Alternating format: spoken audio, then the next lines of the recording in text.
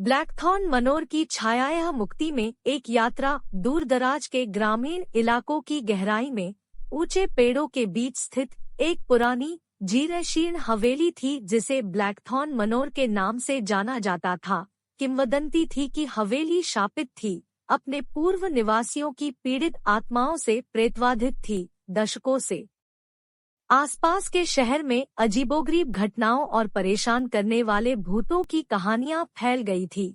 हवेली की काली प्रतिष्ठा से डरते हुए शहर के लोग इस क्षेत्र से बचते थे, केवल फुसफुसाते हुए इसके बारे में बात करते थे। एक तूफानी रात, जिज्ञासु किशोरों के एक समूह ने किंवदंतियों को चुनौती देने और ब्लैकथॉर्न मनोर को ढकने वाले रहस्यों को उजागर करने का फैसला किया।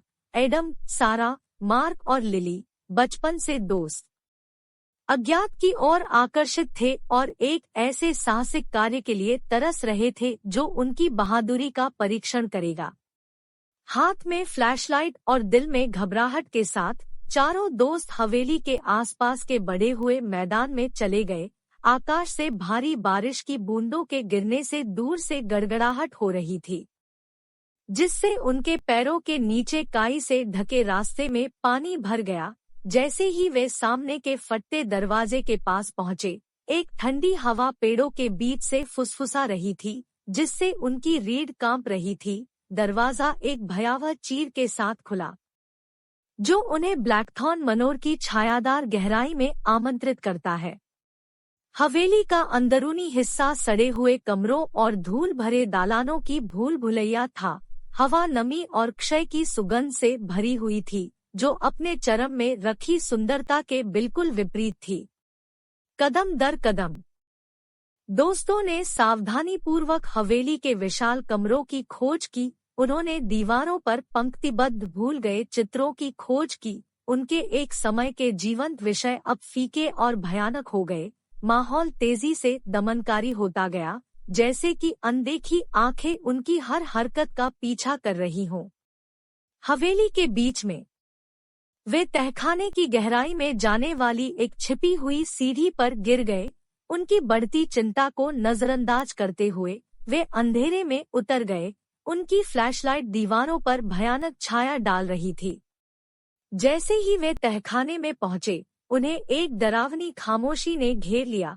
एक भयावह उपस्थिति के साथ हवा मोटी थी। अचानक अंधेरे में एक कोमल, अलौकिक आवाज गूंजी, जो दुख और निराशा के रहस्यों को फुसफुसा रही थी। दोस्तों ने घबराहट भरी नजरों का आदान प्रदान किया, लेकिन उनकी जिज्ञासा ने उन्हें आगे बढ़ने के लिए मजबूर कर दिया।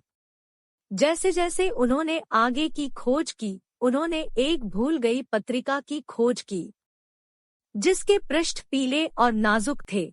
इसने एक परिवार की दुखद कहानी का खुलासा किया जो कभी ब्लैकथॉर्न मनोर में रहता था। कुलपिता विक्टर ब्लैकथॉर्न लालच और काली इच्छाओं से ग्रस्त था। सत्ता की अपनी खोज में उन्होंने एक दुष्ट इकाई के साथ एक समझौता किया था, जिससे हवेली के अभिशाप को अनंत काल के लिए सील कर दिया गया था। विक्टर ब्लैकथॉर्न और उसके परिवार की आत्माएं, जो हमेशा के लिए हवेली की दीवारों के भीतर फंस गई थी, ने मुक्ति और अपनी पीड़ा से मुक्ति की मांग की। वे अपने कार्यों के माध्यम से मोक्ष पाने की उम्मीद में आगंतुकों को अपनी दलीलें सुनाते थे। आत्माओं की दुर्दशा से परेशान दोस्तों ने अभिशाप को तोड़ने और पीड़ित आत्माओं को मुक्त करने की कसम खाई। उन्होंने हवेली के छिपे हुए कक्षों के भीतर छिपे लंबे समय से भूल गए अनुष्ठानों और कलाकृतियों को उजागर करते हुए एक विश्वासघाती खोज शुरू की।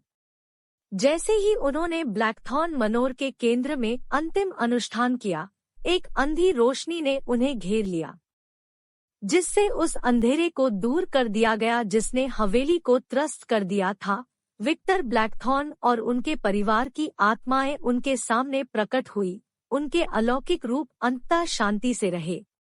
अपने मिशन के पूरा होने के साथ दोस्त हवेली से बाहर निकले। अलौकिक के साथ उनकी मुठभेड़ से हमेशा के लिए बदल गए। ब्लैकथॉर्न मनोर पर सदियों से जो अभिशाप मंडरा रहा था, उसे हटा लिया गया और शहर के लोग एक बार टूटी हुई हवेली की बहाली पर आश्चर्यचकित हो गए। और इसलिए ब्लैकथॉर्न मनोर आशा और मुक्ति का प्रतीक बन गया। इसके हॉल बहादुरी और दोस्ती की कहानियों से गुंजायमान थे। आसपास के शहर को परेशान करने वाली किंवदंतियां अंधेरे पर विजय की कहानियों में बदल गई, जो उन सभी को याद दिलाती है जिन्होंने उन्हें सुना था कि अकल्पनीय आतंक के बावजूद हमेशा प्रकाश की एक चमक होती है।